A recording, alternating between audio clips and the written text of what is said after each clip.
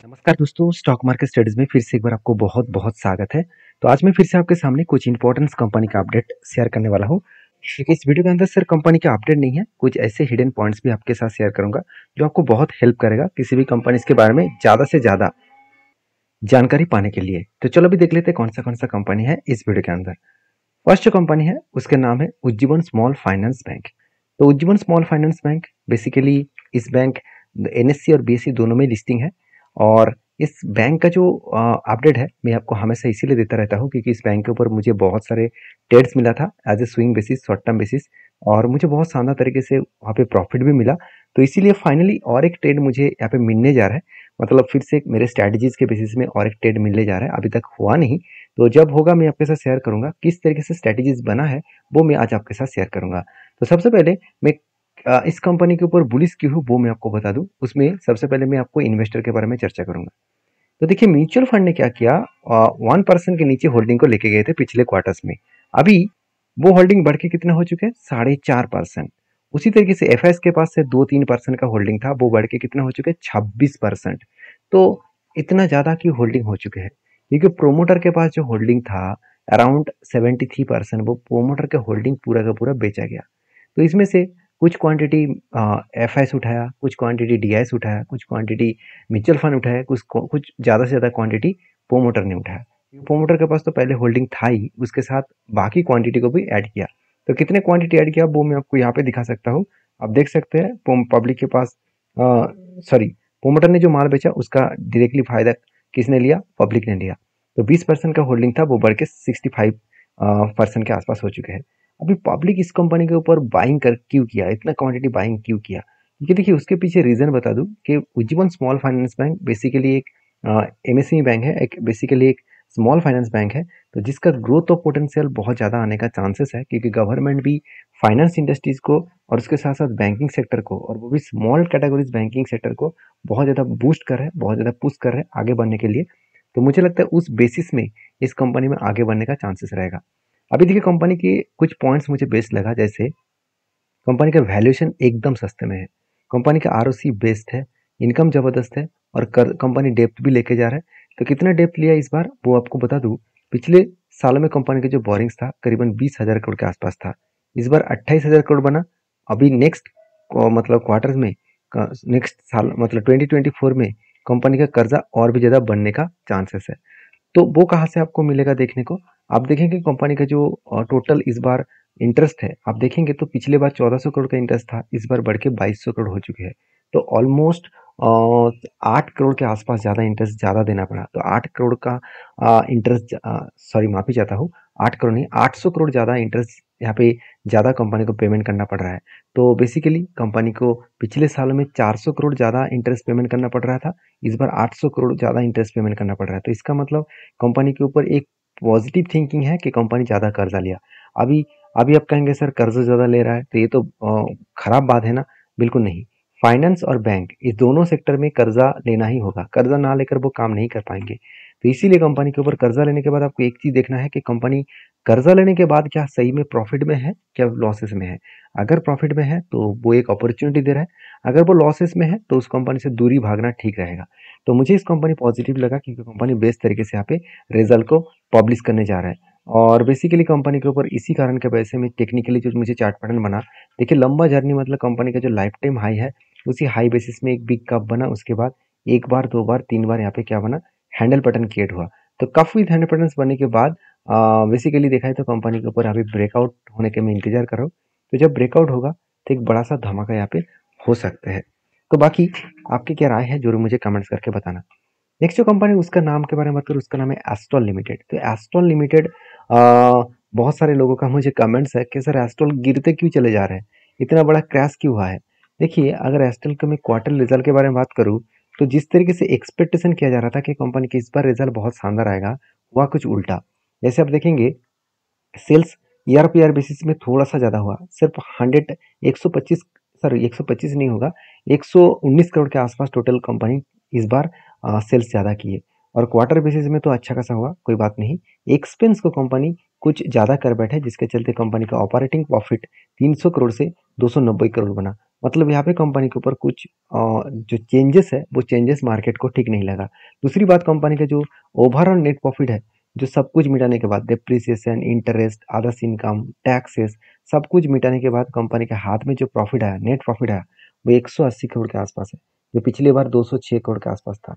और यही situation market को नेगेटिव लगा, क्योंकि मार्केट हमेशा एक एस्टिमेट करके चलते हैं कि year of year basis and quarter of quarter basis दोनों में रिजल्ट अच्छा खासा आना चाहिए। तो यहाँ पे कुछ अच्छा खासा रिजल्ट नहीं आया, तो मुझे लगता है इस बेसिस में कंपनी के ऊपर एक बूस्ट जरूर होने के लिए टाइम लगेगा, क्योंकि जिस तरीके से कंपनी के ऊपर सिचुएशन बना है, आप देखेंगे तो एस्ट्रल के ऊपर मैंने एक ट्रेड लिया था, वो ट्रेड कुछ इस तरीके से था, कप विद 100 पैटर्न्स का। तो कप के बाद 4 बार हैंडल पैटर्न बना। उसके बाद देखिए फाइनली इस लेवल को कंपनी क्या किया, ब्रेकआउट किया। और ब्रेकआउट करने के बाद ब्रेकआउट कंफर्मेशन भी नेक्स्ट कैंडल ने किया, कुछ 2 दिन के बाद नेक्स्ट कैंडल ने ब्रेकआउट कंफर्मेशन किया। तो जब रिटेस्ट किया तब मैंने इस जगह पे एंट्री लिया, और एंट्री होने के बाद ऊपर तक गया, ऊपर जाने के बाद फिर से देखिए फॉल हो रहा है। तो मुझे लगता है जो फॉल हो रहा है वो एक सपोर्ट तक आएगा, इस सपोर्ट को रिटेस्ट करने के बाद वो बाउंस बैक कर सकते हैं। तो ये सारे चीज आपको समझ कर सीख कर करना पड़ेगा। देखिए यहाँ पे कोई भी मार्केट में 100% गारंटी नहीं होता कि जो स्ट्रैटेजीज में काम कर रहा है उस स्ट्रैटेजीज में 100% प्रॉफिट होगा। और इस चीज़ को आपको हमेशा याद रखना होगा कि 100% प्रॉफिट नहीं होगा, और आपको हमेशा एक रूल्स को और हमेशा स्टॉप लॉस को मेंटेन करके काम करना पड़ेगा। हाँ, स्टॉप लॉस हर किसी का खुद के ओपिनियन होना चाहिए, क्योंकि मैं कोई यहाँ पे सेबी रजिस्टर्ड एडवाइजर नहीं हूँ कि मैं आपको बाई सेल और स्टॉप लॉस में आपको बताऊंगा। ये मेरा खुद का निजी मामला है, तो मैं खुद इस तरीके से स्ट्रैटेजीज को आपके साथ शेयर कर सकता हूँ, कोई भी बाई सेल का रिकमेंडेशन में नहीं कर सकता। तो अगर आपको काम करना है तो सारी चीज़ों को सीख कर काम करिए, सारी चीज़ों को स्टडी करके काम करिए। तो एस्ट्रल के ऊपर एक गुड पॉइंट्स मैं आपके साथ शेयर करूंगा, जो है इसका कैश कन्वर्जन साइकिल्स, जो मुझे बेस्ट लगा। जो एक टाइम कंपनी के ऊपर कैश कन्वर्जन साइकिल 56 के आसपास हुआ था, चला गया था, आज वो 29 के आसपास चला आ चुके हैं। मतलब कंपनी के कैश कन्वर्जन साइकिल्स लगातार क्या हुआ, बढ़ता हुआ देखने को मिले, तो सॉरी कम घटता हुआ देखने को मिला है। तो कैश कन्वर्जन साइकिल जितना कम होंगे उतना ही कंपनी के लिए अच्छी बात होगा।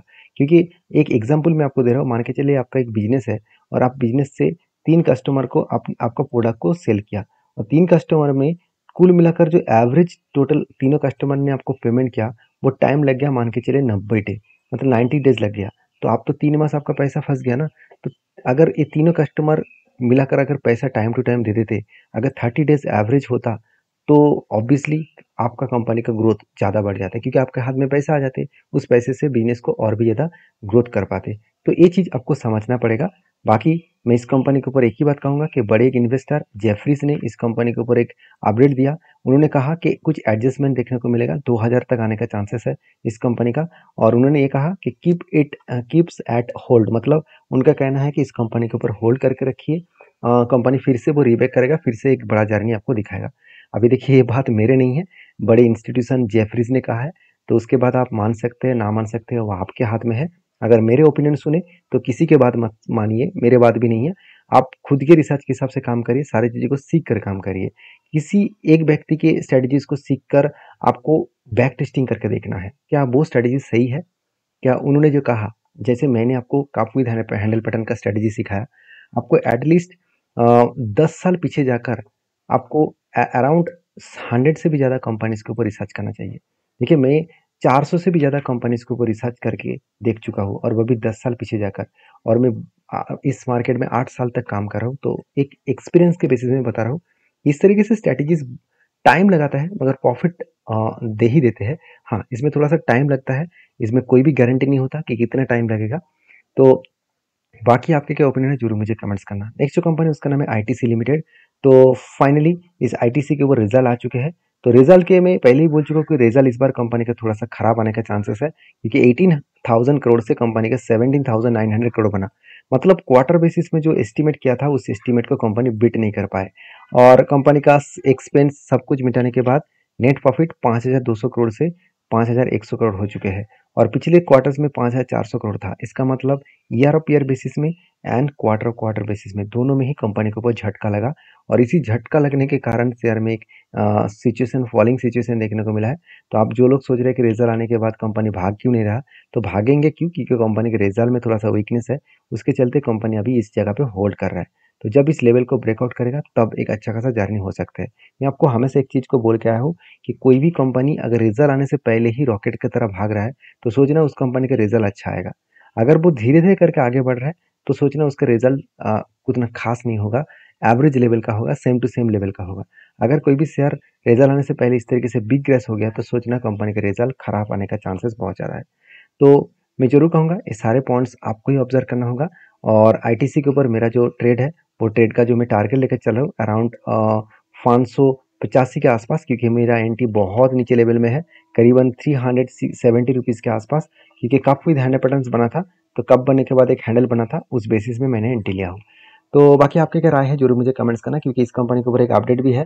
आप देख सकते हैं Integra Essentia to supply 500 metric ton to rice to मतलब 500 metric ton of rice to ITC, मतलब आईटीसी को 500 मेट्रिक टन का टोटल जो राइस है उसको सप्लाई किया गया है। ऑब्वियसली कंपनी को इतना राइस इसलिए सप्लाई किया जा रहा है क्योंकि कंपनी का जो एफएमसीजी बिजनेस है उस बिजनेस में वो इस राइस को बेचेंगे और वहां से एक अच्छा खासा रेवेन्यू जनरेट करेंगे। तो एक छोटा सा अपडेट था जो मैं आपके साथ शेयर कर चुका हूँ। तो आपको अगर किसी कंपनी के ऊपर डिटेल्स में वीडियो जानना मतलब जानना चाहते हैं तो मुझे कमेंट्स करिए, और मेरे वीडियो आपको कैसे लगते हैं एक बार मुझे कमेंट्स करके बताइएगा। और एक लाइक जरूर कर दीजिएगा क्योंकि आपका लाइक बहुत ज़्यादा मोटिवेट करते हैं। और नेक्स्ट जो कंपनी उसका नाम है बालाक्सी फार्मास्यूटिकल्स कंपनी। तो बेसिकली कंपनी एक 700 करोड़ का कंपनी है, छोटा सा कंपनी है, फिर भी गुड अपडेट दिया, वो है स्प्लिट का। 13 मई कंपनी एक के बदले आपको 5 शेयर देने वाला है, क्योंकि इसका फेस वैल्यू 10 रुपया था, वो 2 रुपया बनने जा रहा है। तो ये था कुछ अपडेट्स। तो इस अपडेट्स को ब्लाइंडली मतलब आपके ट्रेडिंग पर्पस में मत लेना, मेरे तरफ से रिक्वेस्ट है आप इस सारी चीज़ों को सीख कर काम करिए। आपको जो सेबी रजिस्टर्ड एडवाइजर है उसके साथ बातचीत करके काम करिए। तो मिलते हैं नेक्स्ट वीडियो में, तब तक के लिए धन्यवाद।